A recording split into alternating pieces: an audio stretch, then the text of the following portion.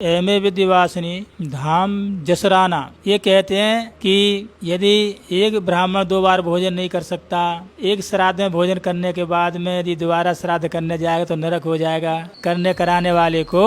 तो इस पर आपने शंका की है, तो इससे तो यही सिद्ध होता है कि जिस क्षेत्र में एक ही ब्राह्मण हो उसे श्राद्ध में भोजन करने जाना ही नहीं चाहिए। नहीं, जिस क्षेत्र में ब्राह्मण है एक है तो एक यजमान के यहाँ भोजन करने जाए, और अन्य यजमान भी मतलब श्राद्ध करते हैं तो उसका और ब्राह्मण वहाँ है नहीं, तो आपकी जो देसी गऊ है जो जिसके शासना है, ककुद है, खुर विषाण इत्यादि वाली जो गऊ है, उसको आप जो है ब्राह्मण जैसे ब्राह्मण को भोजन कराते हैं उतने ही पूरी उतना ही खीर इस गऊ को खिलाएं तो आपकी श्राद्ध की पूर्ति हो जाएगी। गऊ का विकल्प ब्राह्मण है, चिंता की बात नहीं आप करें। भागवत तिवारी जी कहते हैं भोजन कहीं किया न जाए तो कैसा रहेगा। ये तो बहुत अच्छी बात है क्योंकि एक बार भोजन करने पर यदि आपने पारण में श्राद्ध में एक बार भोजन कर लिया तो 3 दिन तक आप कहीं दूसरी जगह भोजन नहीं कर सकते। और आपकी पठन पाठन में रुचि है, स्वाध्याय में रुचि है तो स्वाध्याय भी नहीं करा सकते। हमारे महाशय जी थे परम वैयाकरण जो पूरे भारतवर्ष में विख्यात थे और ये अपने यहाँ श्राद्ध करते थे तो अपने स्नातकों का भोजन कराने के बाद में 3 दिन तक वो जो है स्वाध्याय नहीं कराते थे, क्योंकि श्राद्धी भोजन करने के बाद में 3 दिन तक जो है वो भोजन का निषेध रहता ही है। पठन पाठन का भी निषेध है, अन्य जगह भोजन का भी निषेध है। लखन दुबे कहते हैं कि सामने वाला निमंत्रण कर रहा है, वह आया ही नहीं और बीच वाला अपना निमंत्रण कर गया, उसने अपने लिए जाना चाहिए या नहीं। जिसके श्राद्ध है उसने कहा नहीं है, ना फोन पर बोला, दूसरा बोल रहा है, उसके घर में जाना चाहिए या नहीं। देखिए, उसने ब्राह्मण जो यजमान है उसने ब्राह्मण को निमंत्रण किया है और निमंत्रण करने के बाद में प्रमाद बस भूल गया, और पहले वीडियो में डाल दिया ये बात, तो उसके लिए ब्रह्मत्या से पाप लगेगा।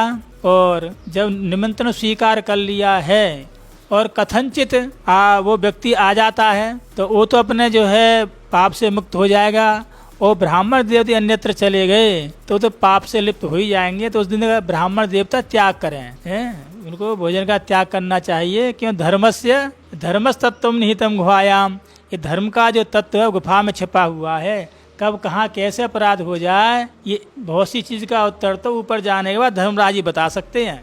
अशोक कुमार शास्त्री, प्रणाम गुरुजी, राधे राधे जी। संध्या वर्जित चंद्र योग युक्त नक्षत्रों का उन नक्षत्रों को कृपया नाम बताएं जो संध्या करने में मना है जी। इनके विषय में आपको जानकारी हो, कहीं से प्राप्त हो, अवश्य बताएंगे, जानकारी मिलेगी तो।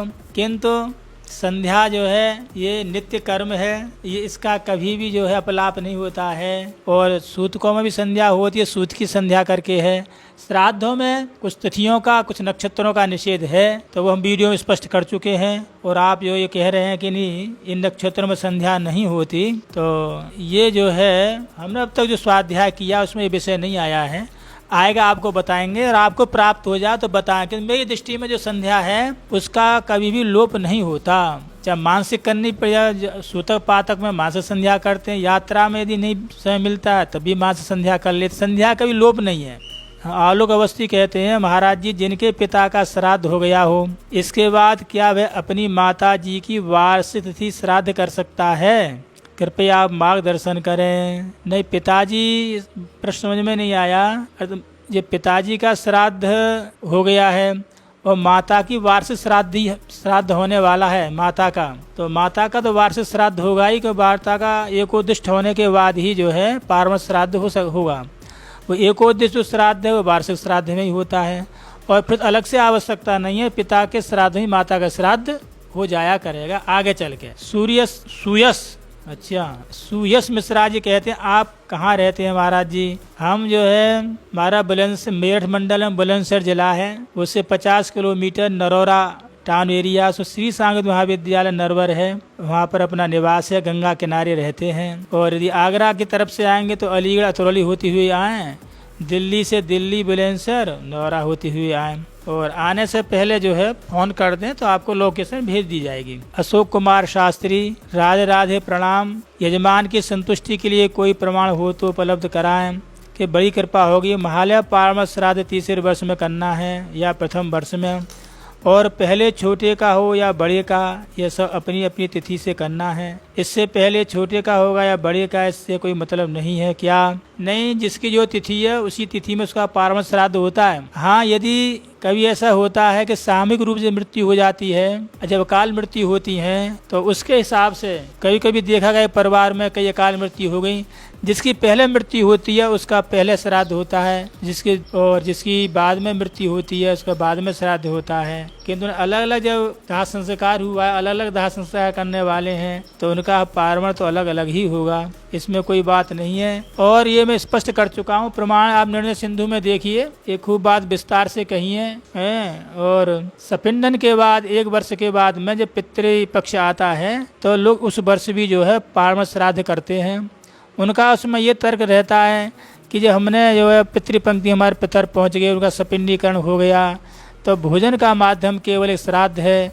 यदि हम श्राद्ध पितृ पक्ष में नहीं करेंगे तो 3 वर्ष तक हमारे पितर लोग कब तक किस माध्यम से जो है अपना भोज्य गृहित करेंगे, और वो करते हैं। और तीसरे वर्ष की भी परंपरा, दोनों परंपरा शास्त्र ही है। इसमें आप जो है थोड़ा आप भी समय दे करके निर्णय सिंधु, धर्म सिंधु में देगा बड़ा विस्तार से, इसमें कोई विशेष मतलब जो है मीमांसा करने की जरूरत नहीं है। प्रशांत मिश्रा जी कहते हैं कृपया चांद्रायण व्रत के बारे में विस्तार से बताने की कृपा करें। चांद्रायण व्रत प्रसिद्ध है कि पहली प्रतिपदा तिथि में जो है कोई दूध से यदि चांद्रायण व्रत करता है तो 1 छटाक दूध, द्वितीया में 2 छटाक, तृतीया में 3 छटाक, और उधर 15 दिन में 15 छटाक। उसी क्रम से फिर जो है 14, 13, 12, 11, 10 घटती चली जाती है। पहले बढ़ाएं फिर घटाएं। ये दूध का क्रम है। यदि ग्रास से अथवा जो है अन्न से करते हैं तो वो ग्रास के द्वारा वृद्धि कर्म है, इसके बाद में वो क्षय कर्म हो जाता है। और यदि विशेष है तो इसके ये निर्णय सिंधु में दिया है, सबकी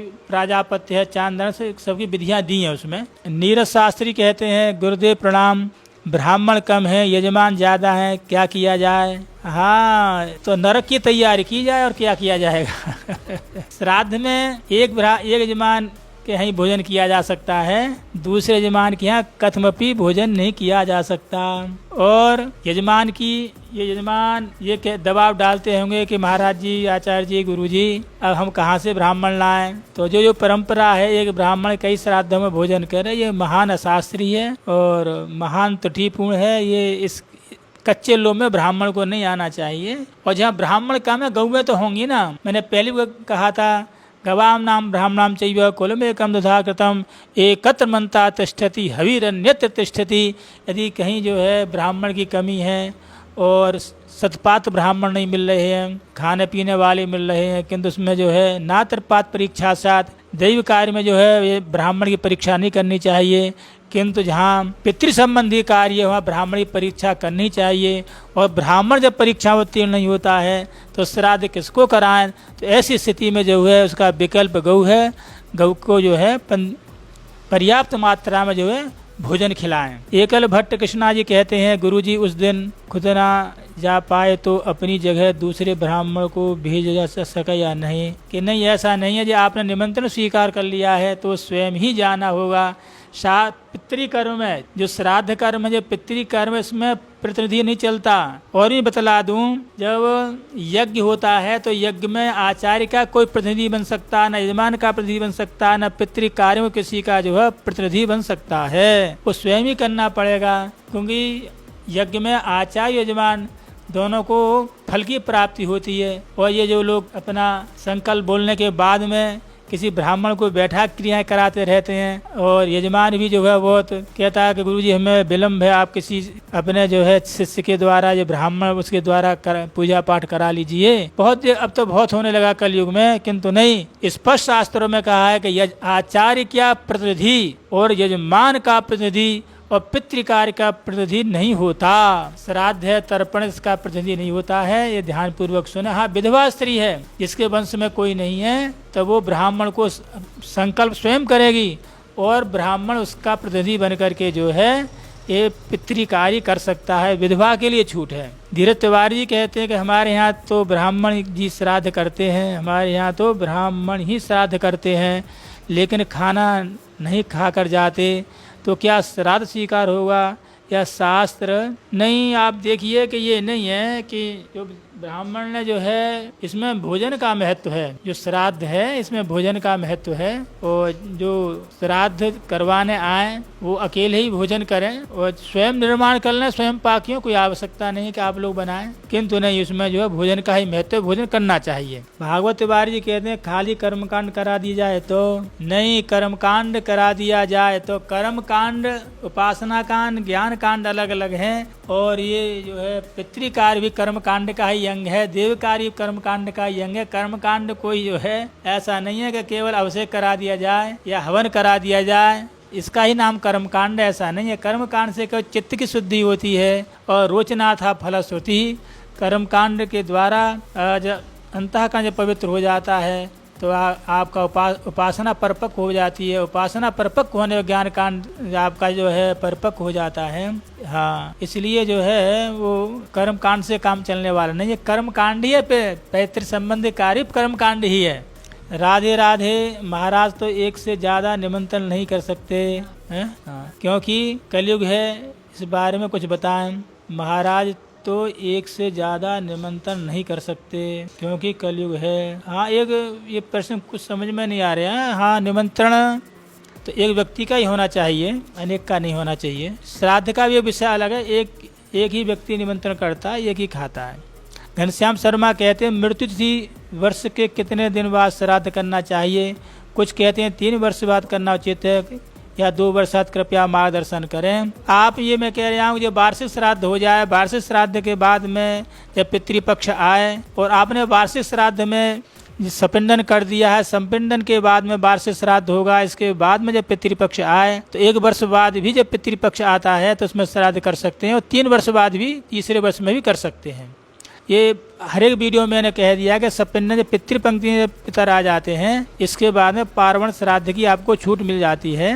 इसमें एक अर्थात वार्षिकी के बाद में जब पितृपक्ष आवे कि तो उससे पहले संपिंडन होना बहुत आवश्यक है। बिना संपिंडन के पार्वण श्राद्ध नहीं होगा। तो आज का विषय हुआ ये तो धर्मस् ततो जयः।